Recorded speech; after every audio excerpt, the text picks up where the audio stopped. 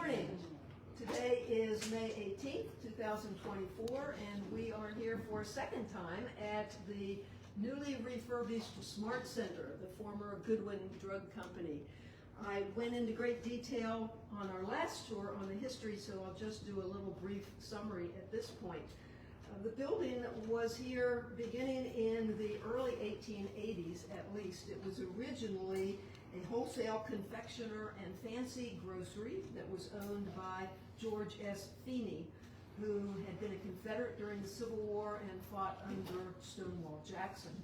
So he was here for a number of years, followed by Samuel Harper, who owned a Harper and Brother Wholesale Hats along with his brother Marion Harper. They began in this building in the late 1880s and early 1900s. Was also known as marrying Lily Vance, who was the daughter of James Nelson Vance, the well-known Wheeling entrepreneur and the donor of the original Vance Memorial Presbyterian Church. So he moved on to other interests, and then there was a general storage and household goods packed for shipment facility here in 1917-18, around there for a while. By the time of the 1923-24 Wheeling City Directory, this building is known as the Goodwin Drug Company, and it stayed in operation for decades and decades until the current owners, Robert and Libby Strong, purchased it to move their science store here. So, Libby, would you like to add a little bit to what I've said as to what you've done? Sure. Good morning, everybody. Well, my husband Robert's over here too. He sort of had something to do with it, but you know, life throws you a few curveballs, and you sort of have to make the best of it. And in this particular case, I think that we made a good choice. Yes. It's just taken a long time. I never had been involved in construction aspects of anything before to this degree, and a lot of changes had to be made to make it into a retail space open to the public because it had been a warehouse for so long. And so as a result, we've been working closely with Smith Family of Workshops, which has done a lot of the construction and given us tips on various potions to use here, like linseed oil and amber shellac and all of those sorts of things that now I know are really, really great to use. But we've done a lot of cosmetic stuff, but there's also been a lot of construction work that's been done. And finally, with the exception of the plumbing being finished in the ice cream parlor area, which is right here, some of you have already looked in, we're pretty much good to go, besides the final inspection, and then we can open up. So we haven't opened yet, but we're looking at sometime in June, if everything goes according to plan. And we're just happy to have you guys here to see the results of the work that we've done so far. And as many of you who do historic restoration know, the work is probably never over, but it's certainly further along than it was when we were here in 2022. So you guys came in just a few days after we signed the papers, actually. And so I remember the counter was a long counter. There was lots of shelving behind me. So we have moved the inventory that was here up to the 3rd and 4th floors, and then the Smart Center stuff, of which we have lots. We have lots of things for sale, but then we do programs too. So we're doing a program this afternoon at the Wheeling Wizarding Festival. So we do lots of hands-on stuff, so it's stored upstairs too. We're working on the 2nd floor. It has made some progress to do our hands-on science center so that school groups will have a dedicated space, etc. But we've done a lot of work, and we've had a lot of people to thank for that. Like I said, Smith Family of Workshops, but we've had Wolf Plumbing and Bath, Yon Electric, lots of local folks, Protex. We've had to put in a new security system, all that kind of stuff. And we've had Neil City Painting did the high parts here and the facade. So we've had lots of local folks, some folks from not so far away. We had flooring done by an outfit out of Aliquippa, Pennsylvania, because it's marmoleum. I don't know if you guys are familiar with that, but it's the new rendition of linoleum. So it's made out of environmentally friendly materials. And I've had my heart set on that checkerboard pattern since we decided that the ice cream was going to go in there. So I'm like, daggone it, that's what's gonna happen. So we waited. It was gonna be a second phase. We were gonna open this part and then open the ice cream area. Then we decided, since it had been such a long time and whatever, we may as well just open it all at the same time. So that's what we're looking towards. So keep your eyes and ears open for a grand opening. And like I said, we're looking to June, depending on how long the final things take to actually get worked out. And it's great that they have incorporated some of the old features that were here before. For instance, I just love this base for this table. And do you want to explain? Oh, okay. So these legs were under this counter, these iron legs, but you couldn't see them because they were closed in. Closed off. And so what Libby did, and this is the brilliance of somebody that can think three-dimensionally and has an artistic mind, as well as a scientific bent. She said, hey, this is too long. Kids are going to just run around this.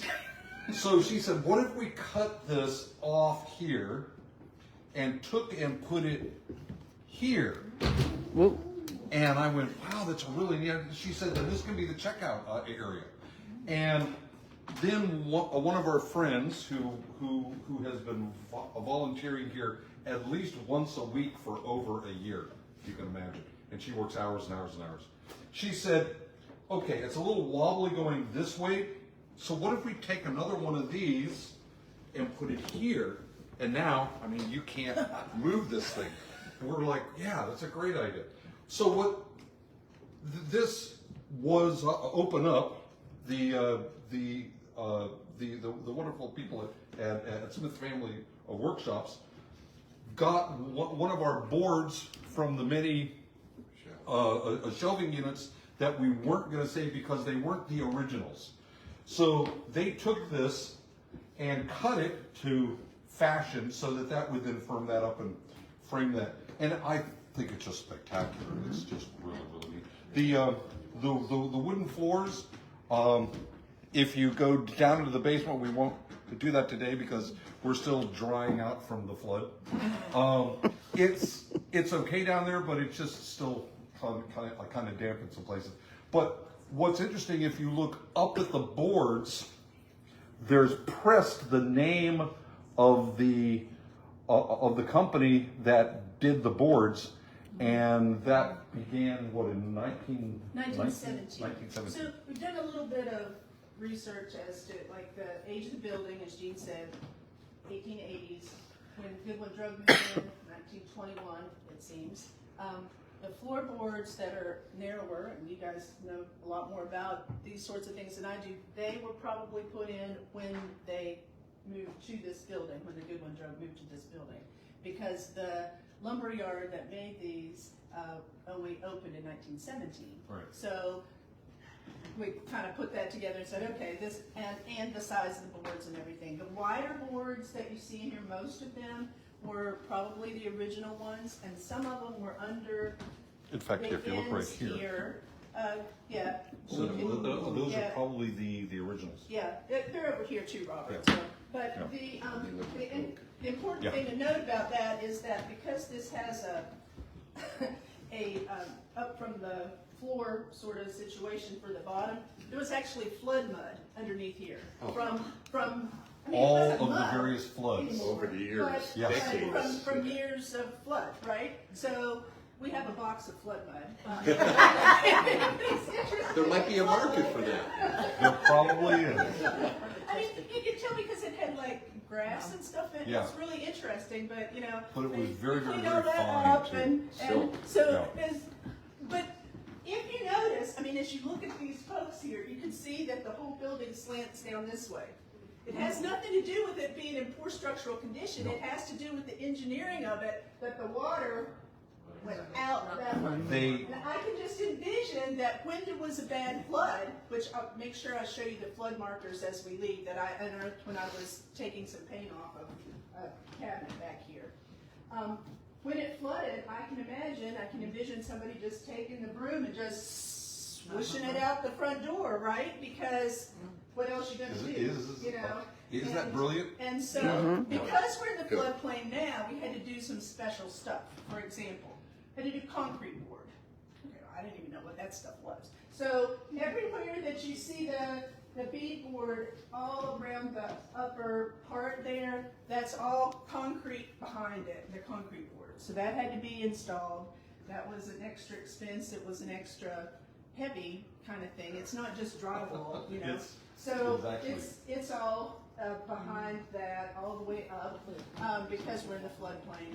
Also, we had to make sure that we had everything ADA compliant. So we've got a nice ramp that was built, and then the railings were done by Jeff Forster. So that's another one of the local artisans that helped us out with that. It's really interesting. We were able to use the safe that's in the back to put in the restroom. So as we walk around, you can say that you peeked in the safest restroom. And that bigger restrooms will be upstairs. That's what the Paul Brun money that we framed out everything and gotten all the plumbing done for up there. That'll be for the second floor. But we kept part of the narcotics cage, and that is the one wall and the door of what's the little office area there. So if you look back this way, where there's the glass, I'm thinking in the original store, the fancy confectionery or grocer that was here, that's probably where their office was. And like in the old movies, you see people sitting at their office and looking down into their store. The Goodwin Drug Company, toward the end, at least had their office in this area, which is going to be the ice cream area. So things have changed just a little bit, but we're still going to use that as an office. My pride and joy is the cabinet that I stripped that's back there. It was in this room. It had lots of green paint on it, different green than our accent green, but I decided we were going to strip it, and that took a while. But anyway, I got that done. We put in ceiling fans here. I liked those. Those are just from Lowe's, but they're working to move the air for us and help things out a lot. Over here, the furnace unit. Follow us up here. This is another big one to point out some of the things that we changed, but still utilize some of the same things. The furnace, when we came in, it was here. And it was a newer gas furnace. They put in new gas in 2016, which was only a year before they closed. And so it's a rather new system. So one of the first things that we said was, well, this just isn't a good idea. In the middle of the So floor. is there any way that we could move it, say, to the wall? And of course, John Smith from his company said, well, yeah, let's move it against the wall and we'll build something around it. Well, here there was a shelving cabinet that was similar to this. But if you look at the floor, you'll see that there's a lighter strip, lighter strip, lighter strip, lighter strip, and lighter strip. What they had done was they had built, probably in the 50s or 60s or 70s maybe, they had built shelving units out of more modern wood that went like this, and they built them right into that. And then they did one here and built it right into that. So when we took these out, that just collapsed. And there was no way to save it except for the parts. So when we moved over to here, this was not originally here, but it looks like it because it's the same wood, because it came from this. We have recycled and reused and refurbished every stick of wood that is salvageable from here. And the stuff that we haven't salvaged yet is up on the 4th floor in stacks. And we're constantly finding uses for it. For instance, today, in the program that we are going to be doing, I needed a piece of wood 22 inches by 12 inches to put on the lid of an aquarium that we were going to be doing a project for. I go upstairs and I found a piece of wood probably 150 years old, that was 22 inches by 12 inches. It was like, all I have to do is wipe it off and we're good to go. It's just, that's what you do. You don't throw anything away. What's interesting here, if you come over here, you'll see we left this. You can see where there used to be stairs here coming down. If you're going to do an old building, we thought it was a good idea to have an architect. It turns out that's the law. So not only were we doing what we thought was right, but we were doing what is legally correct. The reason you have an architect is this. The old stairway went up like this. It was too narrow and too steep for... Some of you that climbed it last time will remember. Yeah. For current standards. And so she said, okay, so we're going to have to tear that out. Oh, like, Wendy Scatterday's our architect. yes, yeah, a wonderful lady. So she said, well, we're going to have to tear that out. She said, after a while, she came back, she said, hey, if we're going to tear that out, what if we flipped it like this so that it literally, the fire exit out the stairway from the second floor goes straight outside. We're like, that's brilliant. That's why you have an architect, right? What was really interesting is when they flipped it to make the new stairs, which are really nice, going up the back, they had to cut through some floor joists on the second floor. When you, of course, we saved those because they're just, they're like that, like this. Well, and when we go back this way, you can see Yeah. them because they're under our mat cabinet that has the T-Rex head on it. And so they're large pieces of wood Yes. that have an approximate age of, what did we figure out? We think they're probably, the wood is probably 400 years old. The reason is that this building is at least 140, 150 years old, okay? Those trees were 250 years old. Because if you look at the rings, they don't go like this, they go like this. So you're looking at the size of the trees that were cut down for the floor joists. Because of course, that joist goes from this wall to that wall.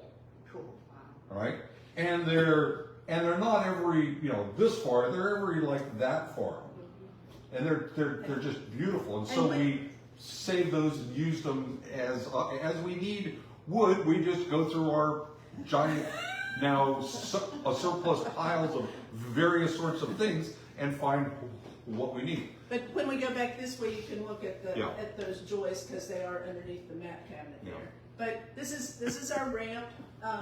This used to have just a couple of stairs going up. The old bathroom was in this approximate Yes. area. It was just a small bathroom. Now, the way that they flipped the stairway, I gained a little lock closet. So there's a slot sink in there and a place to put brooms and mops and stuff like that at the top of the basement stairs. So that worked out really well So- in that situation.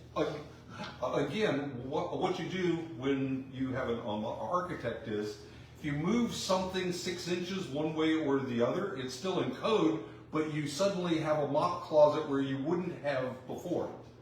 And so as we were evolving our ideas, we would say, hey, we would really like to have a mop sink. We would really like to have a place to store things. Yeah, I mean, so we don't really want to have one upstairs and have to bring it down the freight elevator to mop the floor and then take it back. I mean, is there any way we can not do that? And, having an architect, you start moving things around and deciding what can go where and, what will work best.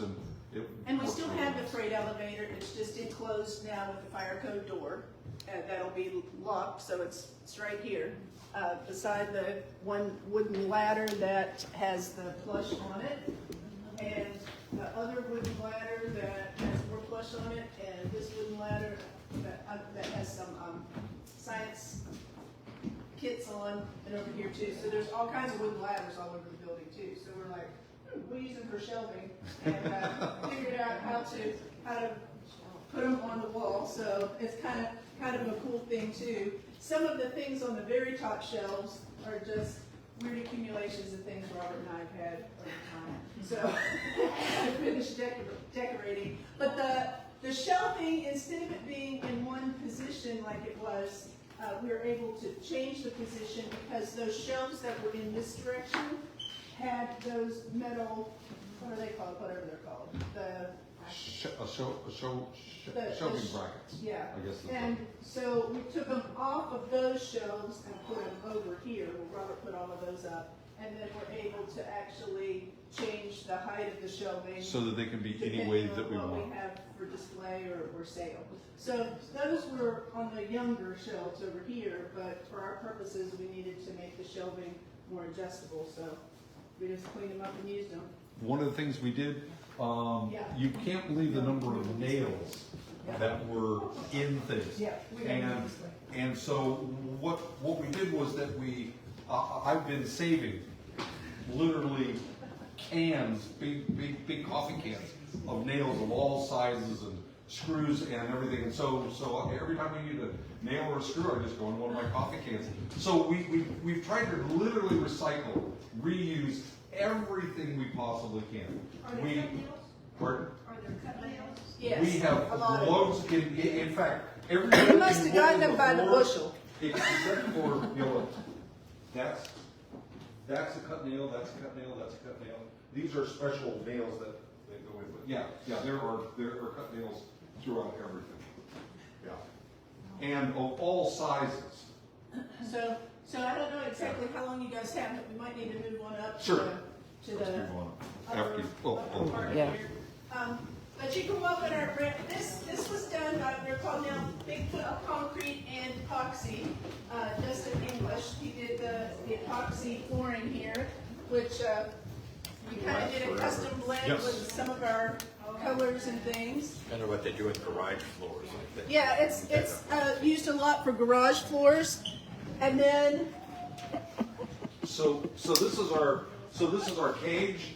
It used to have this same material went over the top, in front of the glass, around, and there were these weird metal shelving units, which are now up on the third floor to house all of our stuff. That would maybe send you for timeout. This is this is the timeout cage. So you'll notice that this is upside down. It turns out that for it to swing in rather than swing out, that's what we wanted. We just had to turn the door upside down. And so you just shut it. And so if I'm working on a project, or Libby's working on a project for a grant or one of our programs, and we just don't want kids wandering in and playing with stuff, then we just shut the door. It works So we've great. got a couple more display cabinets that we have to finish up and things, but this is one of the things that we're working on the T-Rex it back here. So when this little space got finished, we had this wall hanging, and I said, well, this is where the T-Rex needs to go for sure. And then Robert said, oh, it could be the T-Rex it. So anyway, so the door then goes straight to the outside here, and then you can go straight up the stairs to the second floor. But this is our bathroom, so I know that not all of us can see it at the same time, but it's rather large. I mean, there was this whole Nice. concrete area here, and yeah. So this is kept back permanently, so that Yeah, so it's not in the bathroom. what we did, we needed to raise this floor up a little bit, and look, if you look right here, so it's raised up about a finger width, you see that? So with some levers and 8 of us, we moved that door there and set it down so it's a permanently, you're not going to be able to lock your sister in there. So, yeah, I know. This is really neat. This is the original door. So this was just a mesh, and the Swift Smith family of workshops just put some wood on this, extended it down and extended it up a little bit. And it turns out that this door is huge, so it's not just ADA compliant, it's ultra ADA compliant by default, right? Because it's a vault as opposed to a bathroom. So is that the bomb shelter now? It is the safest bathroom in Wheeling. If there is an air raid that we have, this is where I'm going. I won't be able to shut this door, but I certainly will be able to shut that door. And there's nothing. Oh, when we decided that we wanted this to be the bathroom, which was the first night that we walked through, our wonderful architect walked in and she measured it and goes, "Sure, this works." She said, "This is actually a lot more room than most bathrooms." Then when the plumber came in, he goes, "This wouldn't be steel reinforced concrete, would it?" I said, yes, it is. So he said, "So it might take me a little longer to drill my holes." So yeah, so we started drilling from the bottom and got a pilot hole, and so he was at the top drilling down, and there was somebody at the bottom drilling up, so it didn't take so long, and they finally met and were able to get the pipes in. But it's a nice use of this. You know, you're not going to tear this thing out. I mean, that would just be stupid. And it's fun to have a safe door on your bathroom. It's fun. We're trying to leave as much of the original as we can. Excellent. Use it if we can. Just have some fun. Excellent. Good. Yeah. Did a wonderful job. Yeah. Marvelous. Yeah. Excited to have this. I'm sure you're too. Yeah, you'll notice these things up here. These are called French cleats.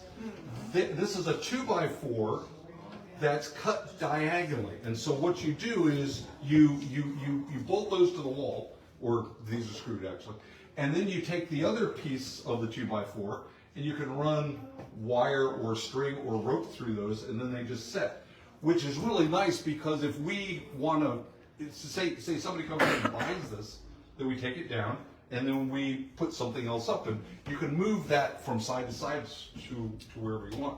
So if Libby goes, "Gee, I really want that 4 inches to the left," if you nail giant spikes in the wall, then you'd have to move your giant spike over 4 inches or whatever. So it's really nice. We can put things up, put things down, and they're so strong that you can hang on them. So we can put anything that we want up there. Something like a Yeah, exactly. Is that neat? That's brilliant. Yeah. And that was one of the ideas that we had, was that we wanted this to be a gallery.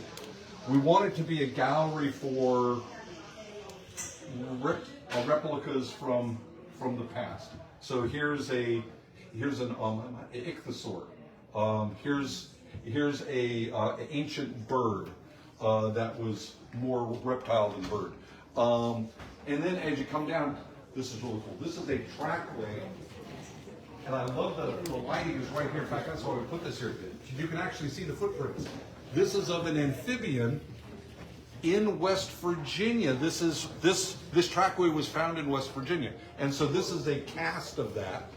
And so, if there was a Hey, Robert? yes. You know, we're finishing up some of the signage. We're getting Yeah. some more ideas about the printer that we should use for things and whatever. So all of these will have their descriptions. Yeah, so we'll once sign they're the descriptions. finished. So we've got some final touches to finish up, plus the final plumbing and the ice cream area. But Gene asked me to make sure that I show him the flood markers. Yes. Yeah. Let's do that before we're out of time.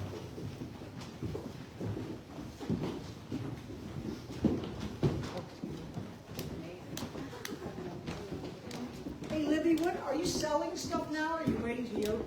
Well, we can if you don't have a credit card. Okay, just I don't cash. have my credit card thing set up yet. Maybe you later on or whatever, and buy it, you buy some stuff? Yeah. I'll just bring cash.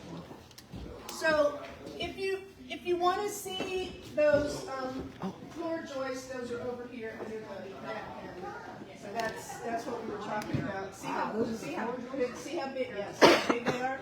So the bottom part is the bottom from over there that was at the end of the counter. And then these are the joists that we put there. Aren't those about the big same height. joists? Yeah. So just sort of rearrange things. Gonna finish my little curtain stuff down through here. Probably gonna sell this if anybody knows of somebody who might want it. Finishing up painting. Oh, Richard brought us our trees, okay. So here are the flood markers and a picture that we found behind a shelf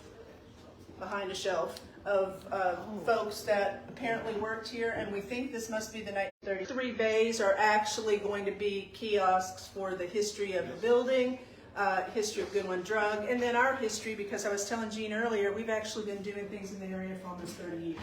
So that, somebody told me yesterday I was vintage, so I'm like, okay. But there's the 50-foot mark right here. Now, you can imagine, as I was stripping paint off, I'm going, wow, there's something under here. And as I got it off, I saw that it was a marker, and so it's 50 foot.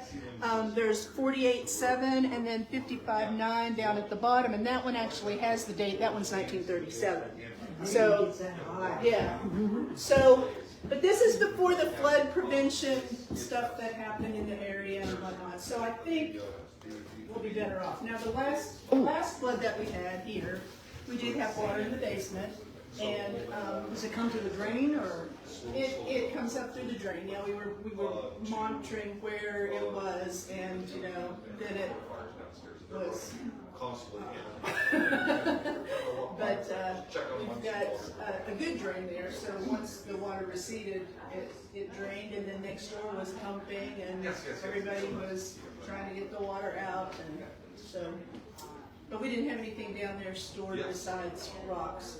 So rocks dry off, and it'll dry out too. We're getting a bigger dehumidifier and some other things to kind of help out with that too. All right, okay, thank you. And just height comparison, here's the 50-foot mark right here. Yeah, I'm about this is not 5'5". Your head would be above water. Yeah, wow, that's good. So, thank you, Joanne Sullivan behind the screen, and our next Friends of Wheeling tour will be at 10 o'clock Saturday morning, June 1st, at 722, 724 Main Street. That's the Hughes House property that Friends of Wheeling is refurbishing. So, have a good day, and join Friends of Wheeling.